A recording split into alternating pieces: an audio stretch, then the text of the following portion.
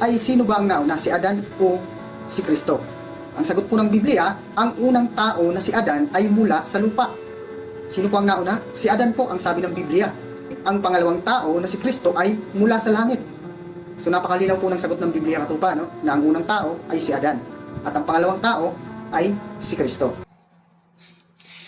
Sagot ng membro ng INC, may nagtanong kasi sa kanya kung sinong nauna, si Adan ba o si Kristo. Ang sagot niya, si Adan, siyang una daw, tapos ang pangalawa si Kristo, kaya may tao sa langit. Ang paliwanag sa Korinto na pahayag ni Pablo ay hindi po yan ang creation.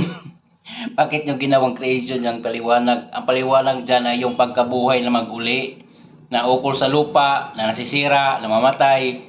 Yung ukol sa langit ang tinutukoy, yung pangalawang buhay. Ang dapat mong intindihin na ang Panginoon Jesucristo nung una, ito, ang unang tao si Adam ay naging kaluluwang buhay.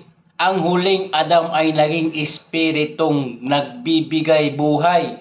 O, espiritu, hindi tao sa langit. Kaya may terminong tao kasi yung unang pahayag tungkol sa tao, unang tao. So, ang ikalawa, na ukol naman sa langit. Kaya may nababasa kang tao, hindi porke tao ay tao na sa langit. Hindi ganon. Diba?